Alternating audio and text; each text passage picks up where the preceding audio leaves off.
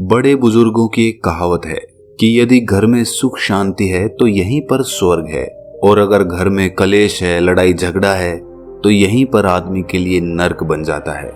ये कहानी आखिर तक सुनने के बाद आपको कुछ ऐसे नुस्खे पता चलेंगे जिससे आप अपना घरेलू जीवन सुख और शांति से बिता सकते हो। इससे पहले कि आप इस कहानी में खो जाएं, इस चैनल को सब्सक्राइब जरूर कर लें। ये कथा एक बौद्ध भिक्षुई की है जिसका नाम विशाखा होता है। विशाखा ने एक धनी परिवार में जन्म लिया था और उसके पास किसी चीज की कोई कमी नहीं थी। विशाखा के पिता का नाम धनंजय और माता का नाम सुमना था। उसके माता पिता शुरू से ही भगवान बुद्ध के प्रति बहुत श्रद्धा रखते थे। वो उन्हें बहुत मानते थे और बुद्ध की हर सभा में जाया करते थे। विशाखा भी बचपन से ही अपने माता पिता के साथ धर्म श्रवण को जाती रहती थी। कहा जाता है कि विशाखा जब 7 वर्ष की थी तभी वो श्रोतापति के फल को उपलब्ध हो गई थी। श्रोतापति का अर्थ होता है ध्यान की धारा में बह जाना, यानी स्वयं को उस अस्तित्व के हाथों में छोड़ देना और अपने में ही डूब जाना।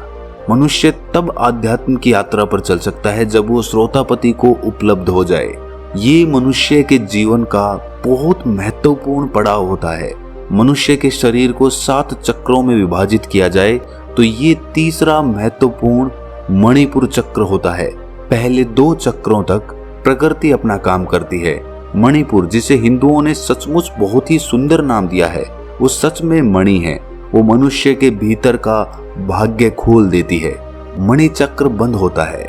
बिना गुरु के सहयोग के वो कभी नहीं खुलता, और जिसका खुल गया वो समाज की नजरों में आपको पागल सा लगेगा।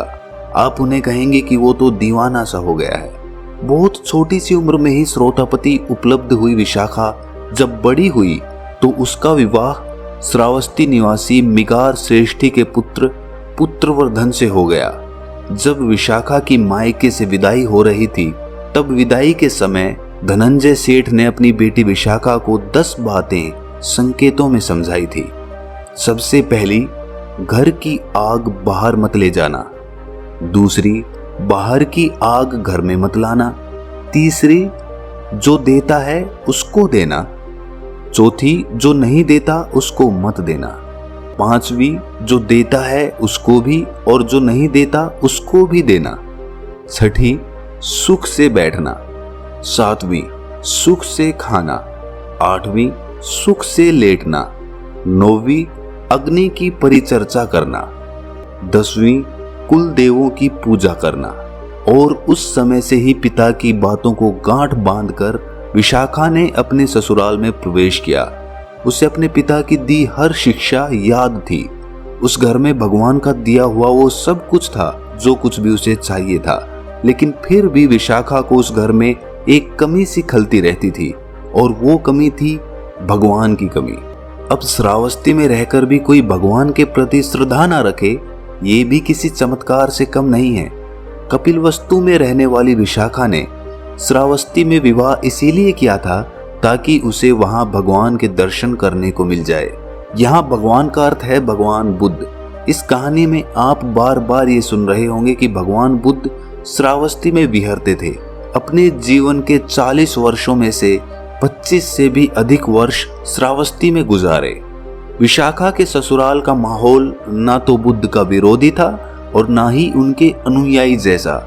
उसके पति और ससुर दोनों ही पूजा पाठ करके धन कमाया करते थे, लेकिन किसी ने भी आज तक किसी संत भिक्षु को ना तो दान दिया था और ना ही उन्हें कभी भोजन करवाया था। उन लोगों ने आज तक वहां पर कोई कुआं नहीं बनवाया, ना कोई बावड़ी बनवाई और ना ही कोई धर्मशाला। यानी इतना सब कुछ होने के बावजूद भी उन्होंने अपनी कमाई से आज तक शुभ कार्य नहीं किया था। ऐसे ही एक दिन की बात है, विशाखा अपने ससुर को गर्म गर्म भोजन परोसकर खिला रही थी। मिगार हमेशा सोने चांदी के बर्तनों में ही भोजन किया करता था।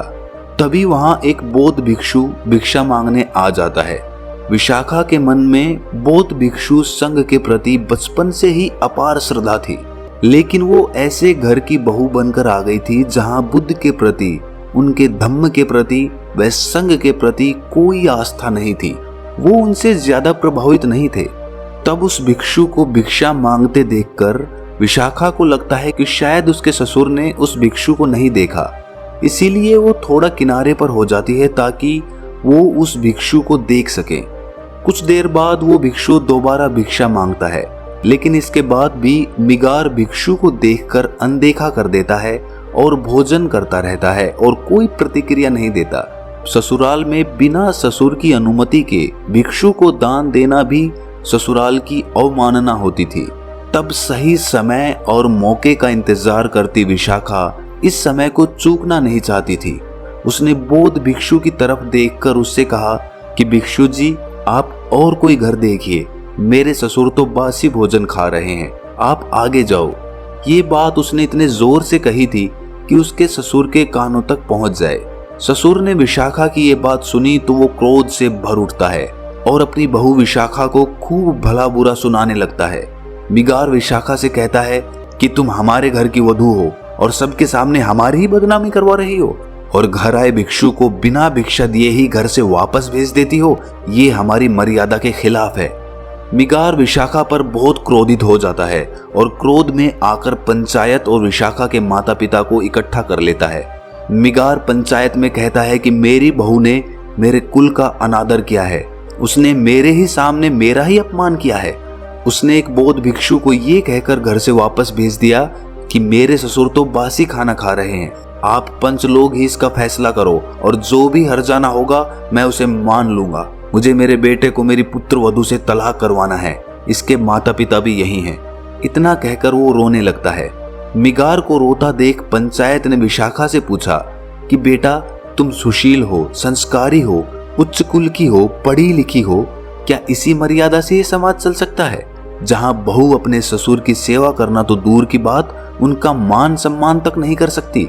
जब आप जैसी पढ़ी लिखी लड़की इस प्रकार का आचरण अपनाएगी तो हम बाकी सब से क्या उम्मीद करेंगे?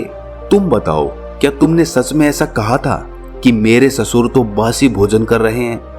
तब जवाब देते हुए विशाखा ने दोनों हाथों को जोड़कर कहा कि पंच तो भगवान के तुल्य होते हैं, मैं आपसे कुछ भी झूठ नहीं बोलूंगी। ये सत्य है कि मैंने ये कहा था, लेकिन क्यों कहा था वो भी आप जान लीजिए। हमारे घर में वो सब कुछ है जो किसी आदमी को चाहिए, धन दौलत, जेवर, घर, सुख सुविधा का हर सामान जो सबको चाहिए होता है। किसी चीज की कोई कमी नहीं है, सब धन धान्य से भरा हुआ है। भगवान ने सब कुछ दिया है, लेकिन इसके बदले हमारे ससुर जी ने कभी कोई दान दक्षिणा, कोई मंदिर, कुआं या बावड़ी, कभी भोज आदि कुछ नहीं करते। कभी कभी तो मुझे ऐसा लगता है कि ये किसी और जन्म की कमाई होगी जिसे इस जन्म में ये उपयोग कर रहे हैं। कुछ बोया होगा पिछले किसी जन्म में जिसे इस जन्म में काट रहे होंगे, वरना तो इन्होंने इस जन्म में तो कुछ ऐसा किया ही नहीं जिसके बदले ये सुख वैभव भोग रहे हैं। तो आप ही कहें कि मैंने क्या गलत कहा? मैंने तो उस बौद्ध भिक्षु से केवल इतना ही कहा था कि मेरे ससुर बासी खाना खा रहे हैं। तब आप लोग ही बताएं कि मैं कहां पर गलत हूं, मैंने क्या गलत बोला? विशाखा की ये बात सुन पंचायत उसकी प्रशंसा करने लगती है और मिगार से कहती है कि तुम्हारी संपत्ति पर तुम्हारी बहू का कोई अधिकार है या नहीं? यदि है तो उसे उसमें से कुछ अपने धर्म के हिसाब से खर्च करने की आज्ञा आपको देनी चाहिए, क्योंकि आपकी बहू आपका अपमान नहीं कर रही थी बल्कि आपको चेता रही थी। तब पंच की बात सुन मिगार उनसे कहता है कि केवल यही एक बात नहीं है, और भी बातें हैं जिससे ये ज्ञात होता है कि ये हमारे घर की बहू बनने के काबिल नहीं है। पंचायत ने पूछा, जैसे कि जरा बताइए। तब मिगार कहता है कि मायके से विदाई के समय भी इसके पिता धनंजय सेठ ने इसे हमारे खिलाफ भड़काया था। इसके कानों में कुछ बातें कही थी जो मैंने सुन ली थी। मैं वहीं पर खड़ा था पर्दे के पीछे जब इसके पिता इसके कान भर रहे थे। तब पंचायत ने पूछा कि ऐसा क्या कहा था, बताओ। मिगार सेठ कहता है कि इसके पिता ने कहा था कि घर की आग बाहर मत ले जाना। अब आप लोग ही बताइए कि हम घर गृहस्थी के लोगों के लिए ये संभव है कि अपना चूल्हा जलाने के लिए किसी ने आग मांग ली तो क्या हम उसे आग नहीं देंगे? ये तो आसपास पड़ोस में बैर पालने वाली शिक्षा है ना। तब पंचायत विशाखा से पूछती है, क्या ये सत्य है? क्या उन्होंने ऐसा कहा था? तब विशाखा उनसे कहती है कि ये सत्य है, लेकिन ससुर जी ने उनके अर्थ को गलत समझ लिया है। मेरे पिताजी मुझसे बस ये कह रहे थे कि अगर अपने ससुराल में अपने सास ससुर, देवर, पति इत्यादि किसी की भी कोई कमी दिख जाए तो उसे कभी घर के बाहर मत कहना। यदि घर में कभी लड़ाई झगड़ा हो जाए तो वो बात भी कभी घर के बाहर मत कहना। उनका ये अर्थ था इस बात से। अपनी बहू की बात सुन मिगार सेठ हैरान हो जाता है। तब वो कहता है कि बाकी शब्दों के क्या मतलब थे, उनके द्वारा कहे हर शब्द से घर में बैर ही होगी। तब विशाखा पंचायत में कहती है कि मेरे पिता के कहे हर शब्द का अर्थ ससुर जी ने गलत निकाला है। अब जब बात उन्होंने रखी है तो मैं बाकी सब का भी अर्थ बता देती हूँ।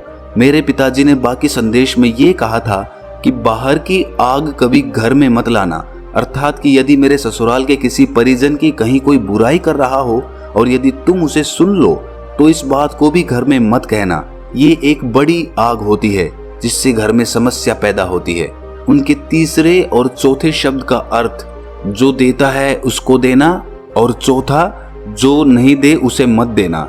इसका यही मतलब था कि यदि किसी पड़ोसी या रिश्तेदार को कोई वस्तु या धन उधार देना पड़ जाए तो उसे ही देना जो वापस कर दे, ना कि उसको जो वापस ही ना करे।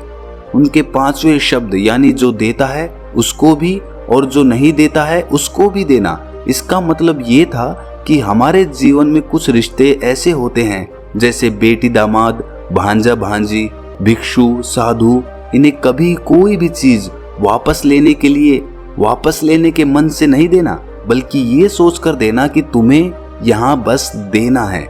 छठे शब्द सुख से बैठना का मतलब ये था कि घर में ऐसी जगह अदब से बैठना कि यदि कोई बड़ा आ जाए तो हड़बड़ा के उठना ना पड़े। सातवें शब्द सुख से खाना का मतलब है कि भोजन करने तभी बैठना जब सभी घर के बड़े जानवर सब कर लें, वही सुख का भोजन होगा। आठवां शब्द सुख से लेटना, अर्थात लेटने से पहले देख लो कि सास ससुर बड़े बुजुर्ग खाना खा चुके हैं, कोई दवा खानी है तो वो खा चुके हैं, बच्चे सो चुके हैं, घर के दरवाजे बंद हैं, तिजोरी बंद है, कोई किवाड़ खिड़की खुली तो नहीं है। ये सब जांच परख करके लेटना सुख से लेटना है। नौवां शब्द अग्नि की परिचर्चा करना, अर्थात घर में सब स्वयं प्रेम से रहना, किसी के साथ कोई ऐसी बात या बर्ताव मत करना जिससे वो बुरा मान जाए, सबके साथ अदब से रहना।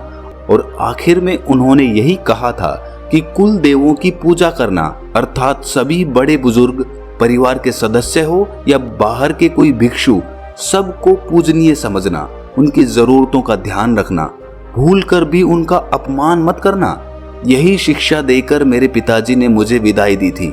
मैंने आज भी ससुर जी का कोई अपमान नहीं किया, बल्कि बस यही कहा कि ये हर तरह से सुखी हैं, ये जरूर किसी जन्म के पुण्य हैं। ये सब सुनकर विशाखा के माता पिता उसकी सूझबूझ और समझदारी से प्रसन्न हो जाते हैं कि उनकी बेटी ने उनकी बताई हर शिक्षा का न केवल मान रखा बल्कि उसे याद भी रखा। यहाँ मिगार और सभी लोग ये सुनकर हैरान थे। पूरी पंचायत विशाखा की प्रशंसा करते रुक नहीं रही थी।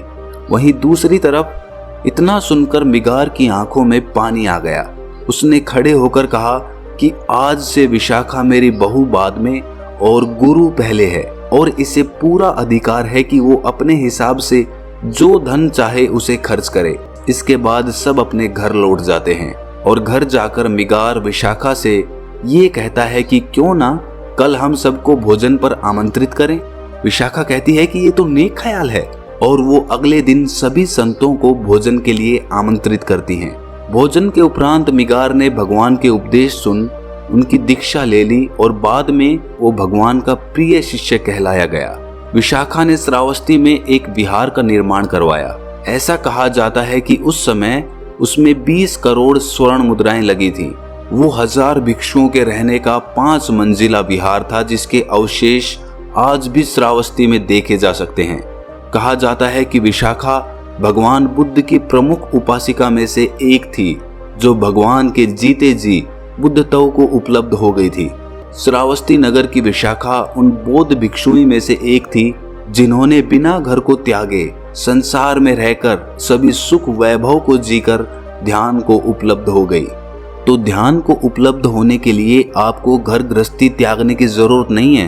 आप अपने घर में रहकर सब सुख सुविधाओं के बीच रहकर उस बुद्धत्व को प्राप्त कर सकते हो। बस आपके मन में वो इच्छा, दृढ़ निश्चय और वो लगन होनी चाहिए जो आपको निरंतर ध्यान करने के लिए प्रेरित करे। क्या इससे पहले आपने श्रावस्ती के बारे में सुना था? यदि हाँ तो कमेंट सेक्शन में हाँ जरूर लिखें और ऐसी ही कहानी सुनते रहने के लिए हमारे चैनल को सब्सक्राइब जरूर कर लें। तो मिलते हैं अगली कहानी में, तब तक के लिए अपना ख्याल रखें।